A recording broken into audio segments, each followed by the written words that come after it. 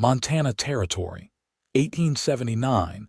The sky was bruised with dusk when Helena Braddock stepped off the last wagon and onto the dry dirt of Elk Bend, her baby boy tucked tight against her chest like a secret she had no choice but to carry. The townsfolk had already started talking. She felt it in the way Mrs. Kilburn's jaw pinched when she passed, the way the blacksmith's apprentice dropped his eyes like her presence might stain him. It was not just that Helena had arrived alone. It was the child, small, quiet, with her own dark eyes and no husband in sight. No ring, no explanation. They did not ask. They just decided. Ruined, someone whispered behind her in the mercantile the second day. Ruined for having a child. She had come for a fresh start, far from the Virginia farm where her father had turned his back and her sister had not answered a single letter. She had come to find work, to raise her son, to breathe without shame pressing its hand to her throat. But Elk Bend was not kind to women like her. The boarding house let her stay only 3 nights before the owner's wife said it wasn't proper for Helena to be among the other women. She found a broken-down cabin on the edge of town, by the cottonwood trees and the shallow creek, and traded her mother's silver comb for the key. It was cold and drafty, the roof patched with tar paper, but it was hers. And every night, she laid little Luke in the cradle beside the hearth and whispered stories she barely remembered, her voice cracked from silence, her hands rough from work. She stitched dresses for the preacher's wife to make coins. She cleaned floors at the saloon before the girls came in. She worked, and she endured. Until the night the knock came. It was late past sundown, the baby already asleep, and she almost did not answer. But the knock came again, firm and steady. When she opened the door, she saw a man in a trail-worn coat, hat in his hands, a horse tied to a post behind him. "I heard you been patching clothes for folks," he said. "I tore my sleeve on a wire fence 2 days back. Thought maybe you'd know how to fix it." Helena blinked, holding the door half shut. "I do not work at night. I will pay double." She hesitated, then nodded once and opened the door wider. He stepped in, tall and quiet, the scent of horses still clinging to him.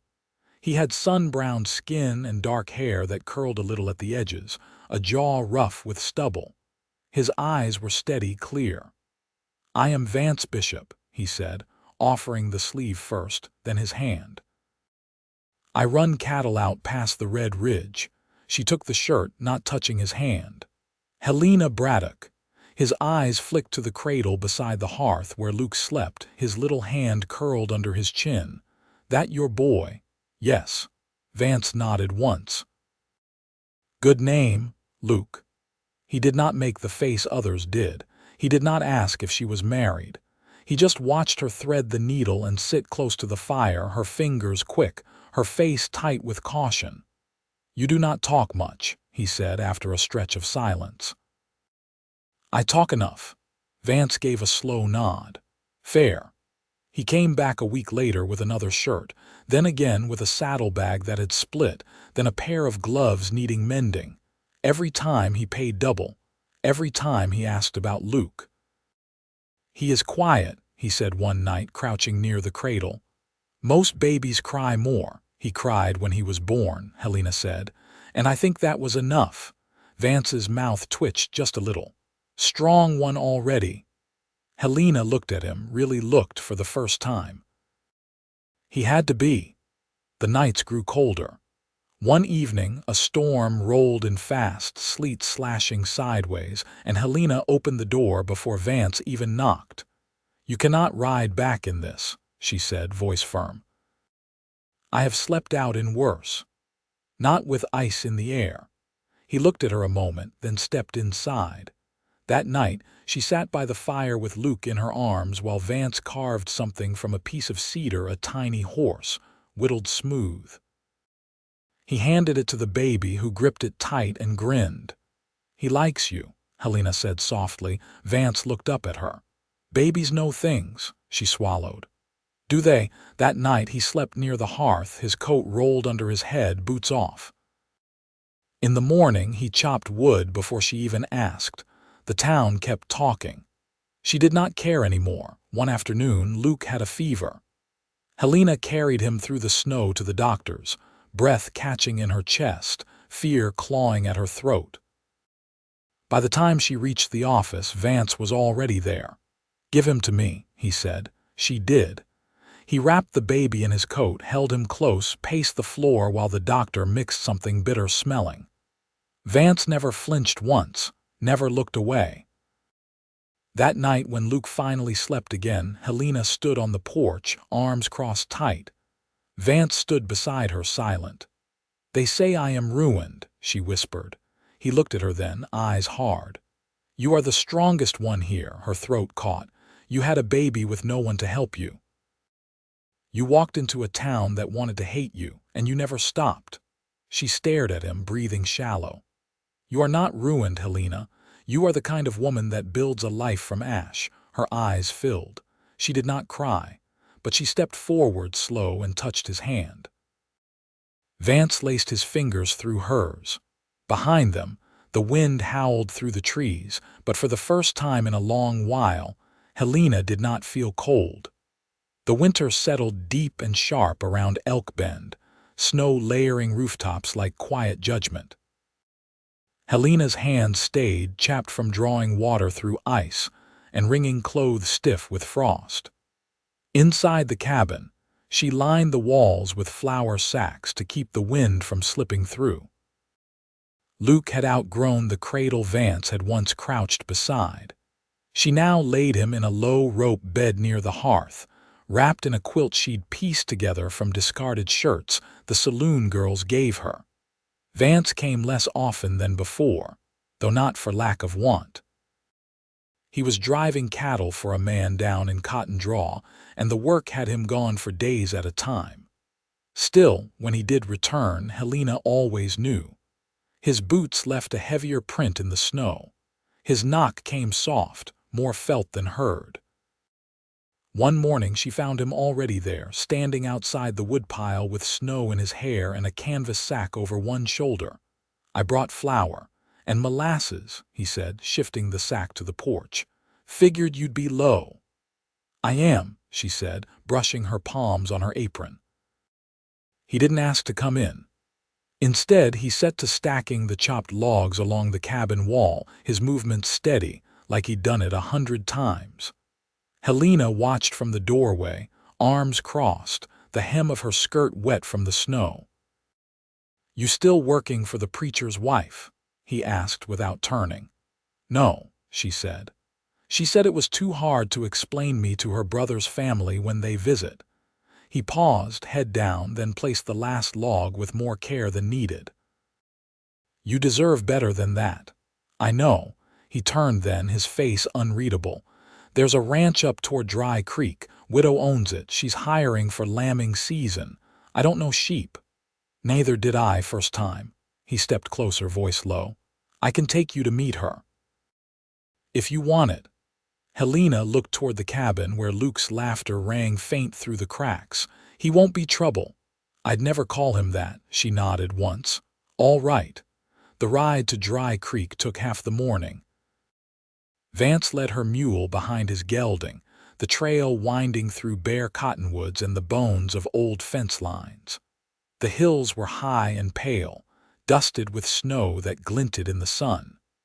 Helena rode with Luke bundled to her chest, his small hands warm against her collarbone. When they reached the ranch, Vance waited while she spoke to the widow, a sharp-eyed woman with a scar along her jaw and a voice like crushed sage. "She's hard, but fair," Vance said after. "Says she'll pay in silver and meat if you stay through spring." Helena nodded. "I'll stay." On the ride back, the wind picked up, brushing snow from the high branches. They didn't speak until they reached the edge of town. "Why are you doing all this?" she asked, her voice nearly lost in the cold. Vance looked at her, his eyes dark beneath the brim of his hat. "Because no one else is."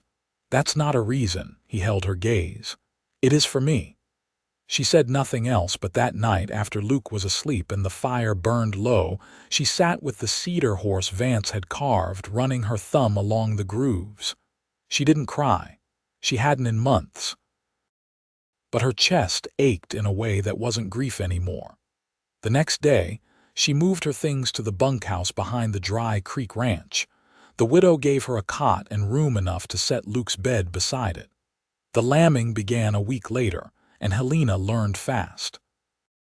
Her hands bled from pulling still warm wool apart, her back ached from crouching, but she never fell behind. She earned her place. Each week, Vance came to check the fence lines.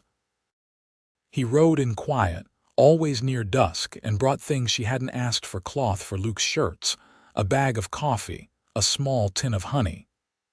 They didn't speak much, but when they did, it was never about what had come before. One evening she found him waiting by the corral, his horse already tied, his hat in his hands. "I saw something today," he said slowly. "North pasture, a coyote limping, wouldn't leave the carcass even when I rode up close. Was it starving? Maybe. Or it just didn't have anything else left." Helena watched his face. "You think I'm like that coyote?" "No." He looked at her, serious. "I think you're the one still standing when the world says you shouldn't." She stepped closer. "That's the second time you've said something like that. I meant it both times." Luke's cry rang out from the bunkhouse, sharp and sudden. Helena turned, already moving, but Vance caught her wrist gently. "You don't have to do this all alone." She held still, his hand warm against her skin.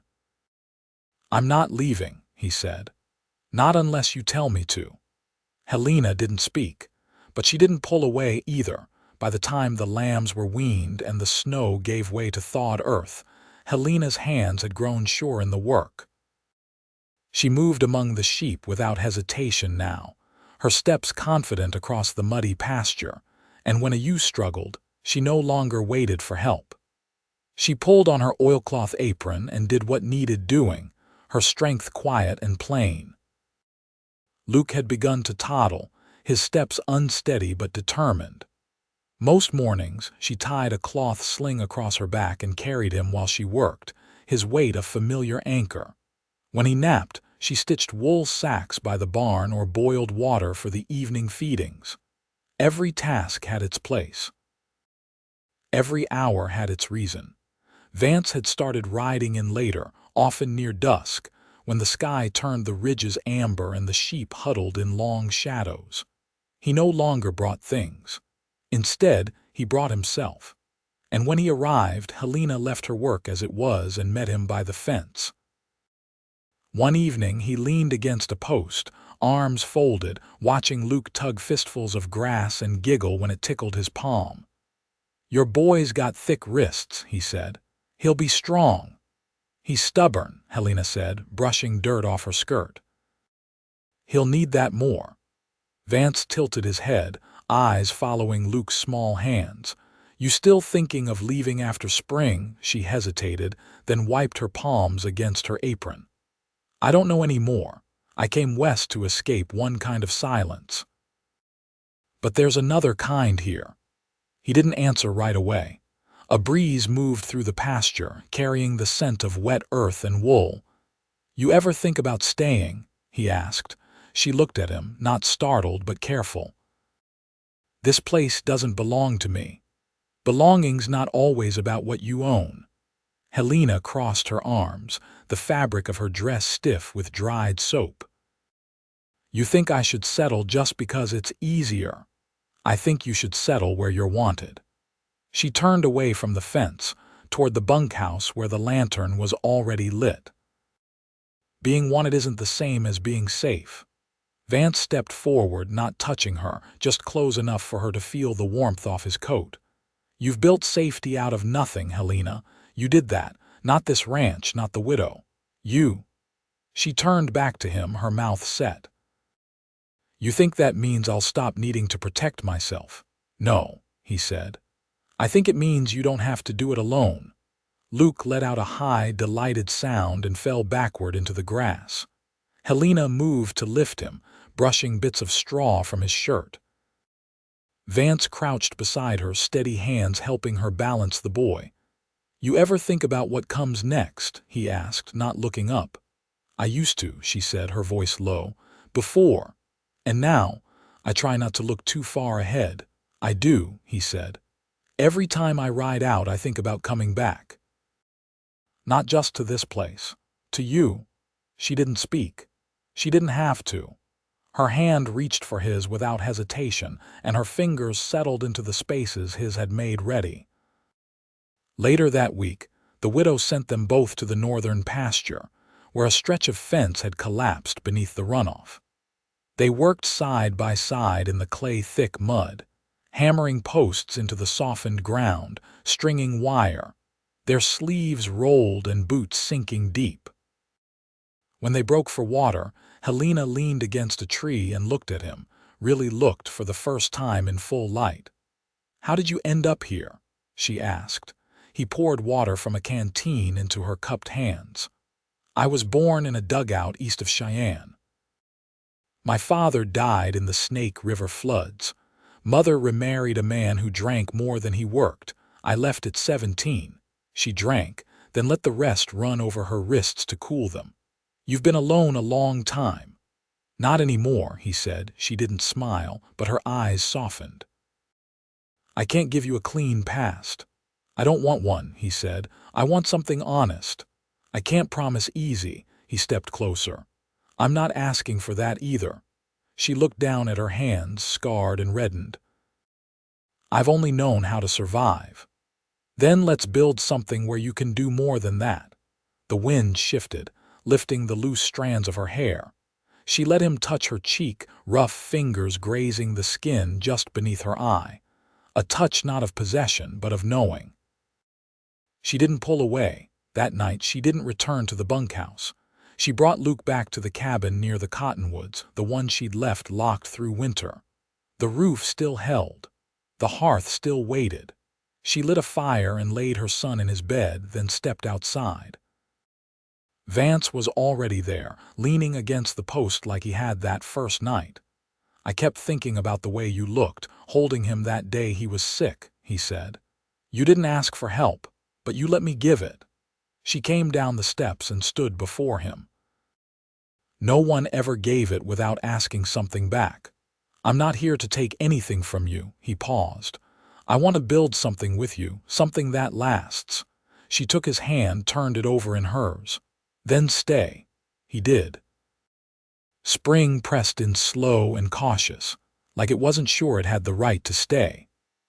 The creek behind Helena's cabin ran clearer now, no longer choked with ice, and the willow branches hung low, their first green unfurling like quiet promises. Her days began earlier, with Luke waking to birdsong instead of wind, and ended with the soft hush of frogs calling through the dusk. She'd taken to planting by the cabin, digging into the thawed earth with a rusted spade she'd found behind the shed. Vance brought her seeds: barley, beans, a little squash, and a set of worn gloves that fit like they'd been waiting for her hands. He didn't ask anything when he brought them. Just set them beside the door and helped her till a straight row. One evening, Helena knelt by the garden bed, pressing seeds into the dirt with quiet care. Luke sat close, stacking flat stones as she worked. Vance stood nearby, cutting lengths of twine to mark the rows. "You ever think about teaching him to read?" he asked, tying a knot. Helena brushed soil from her fingers. "I've thought about it, I just don't have the books. I've got a few, old, but they'll do. My mother taught me with a Bible and a broken almanac." She looked up. "You'd bring them?" "I will."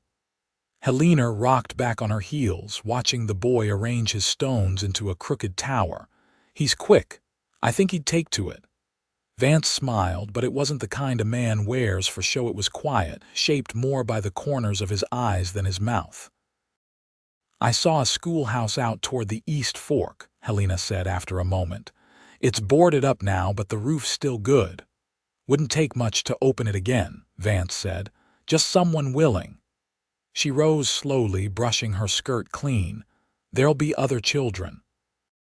The widow's youngest is near Luke's age, and that family from the Pine Ridge has 2 girls. You thinking of staying long enough to see it through?" Helena didn't answer right away. She turned toward the cabin, where the smoke curled soft from the chimney and the windows glowed faint with firelight. "I'm thinking I might." That night, after Luke fell asleep curled around his cedar horse, Vance stayed longer than usual. The fire crackled low, its light catching in the worn grain of the plank floor. They sat close, knees nearly touching, neither in a hurry to speak. "I used to think I'd never belong anywhere," Helena said, her voice low. "Every place I went, it felt like I'd walked in already carrying too much." "You weren't carrying too much," Vance said. "You were carrying what no one else had the strength to." She looked down at her hands. "I don't know how to be anything but guarded." He reached out slow and rested his palm against the back of hers. "I don't need you soft, Helena. I just need you honest. I've been honest. You have. And I know what that cost you." She looked up at him then, the firelight catching in her eyes. "Why do you keep coming back?" "Because you're the first place I've ever wanted to stay." She didn't speak, but she didn't look away either. Later, when the fire had gone to embers and the wind rattled the shutter just once before settling, Vance pulled a blanket from the chair and laid it over Luke's bed. Helena watched him tuck it in around the boy's shoulders, hands gentle, careful not to wake him. Then he straightened and turned to her. "You should sleep," he said. She stepped forward, her voice a thread. "You don't have to go." He searched her face for a long breath, "I know," but he didn't move toward the door. Helena reached for his hand, and this time she held it not because she needed to, but because she wanted to. Outside, the moon rose over Elk Bend, silvering the cottonwoods and laying a pale path across the creek. In the cabin, warmth lingered not just from the fire, but from something steadier, something that had taken root without force, without demand. Something earned. And Helena, once called ruined, stood at the threshold of a life she had built not from what was given, but from what she had quietly reclaimed. By late May, Helena had a habit of opening the cabin windows before the sun crested the ridge. Air came in soft and cool, carrying the quiet hum of waking insects and the rustle of cottonwood leaves.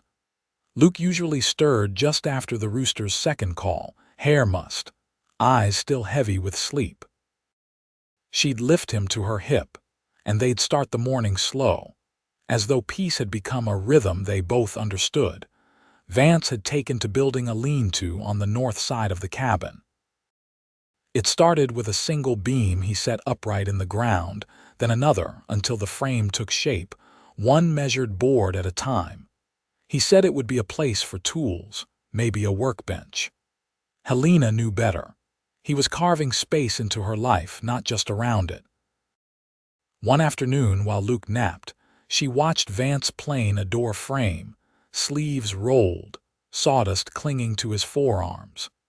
His shirt was patched at the elbow, threadbare at the collar, but he moved with the quiet assurance of a man who'd never needed much to begin with. "You ever think about what kind of life you'd have if you hadn't come west?" she asked from the porch, mending a pair of Luke's trousers. He didn't glance up. "Sometimes, but I don't stay there long." "What did you think you'd find out here?" He looked toward the tree line before answering. "I thought maybe some kind of quiet, something that didn't ask me to be anything I wasn't." Helena nodded slowly. "You found it," he met her eyes. "I did when I met you." She let the silence settle, then bent back to her stitching, the corners of her mouth turned just slightly upward. 2 weeks later, the widow rode in from Dry Creek with a letter addressed to Helena. It came from a woman in Fort Benton who'd heard about her stitching work and wanted help preparing linens for her daughter's wedding. There was coin in it, enough to matter. Helena agreed, and the sewing began the next morning, White cotton spread across the table beside the hearth. Vance brought her a small oil lamp from the trading post so she could work at night without straining her eyes. "Figured you'd be at that table after dark," he said, setting it down without ceremony. Helena ran her fingers along the lamp's cool brass. "You always bring the right thing. You make it easy to know what's needed." Later, while she hemmed the final edge of a veil, he took Luke outside to gather kindling. She could hear the boys' laughter, the rhythm of Vance's voice low and steady in reply, and it came to her then, sudden and full, that this was what it meant to feel safe. Not the absence of harm, but the presence of care, unspoken and unwavering. That night, after Luke was asleep and the house had gone still, she stood by the window, arms folded, watching the stars settle deep in the sky. "I never imagined I'd get to have a life that felt like this," she said. Vance was at the table, sharpening a blade, but he paused and looked over. "You built it." She turned toward him. "I didn't build it alone." He set the blade aside. "I didn't come here to be a visitor in your life, Helena. I came to stay." She crossed the room without hesitation, her hands finding his. "Then stay." He kissed her then, not with urgency, but with the slow certainty of a man who had walked a long road to find something worth holding and knew better than to rush it. The next morning she braided her hair before the mirror and caught sight of Vance outside, fitting a latch to the lean-to door. Luke stood beside him, pointing at something in the grass, and Vance crouched to see it, patient and unhurried. By late summer, the garden had taken hold. Squash vines curled along the fence, beans clung to their poles, and Helena had started saving seeds in small cloth bundles. She lined the shelves with dried herbs and apple slices. Vance shored up the roof and built a new cradle for Luke, larger than the first, carved with pine boughs and wildflowers. One evening near harvest, they sat on the porch together, Luke asleep inside, the lantern casting warm light through the windows. "I want to marry you," Vance said, his voice quiet. "Not out of duty, not to fix anything, just because I want to stand beside you every day that comes." Helena looked at him, eyes steady. "Then ask me." He reached for her hand. "Will you marry me, Helena Braddock?" "Yes," she said, not a breath of hesitation. "I will." They married beneath the cottonwoods, with the widow and her sons bearing witness. Helena wore a dress she'd sewn herself, and Luke carried a wildflower bouquet with both hands, solemn and proud.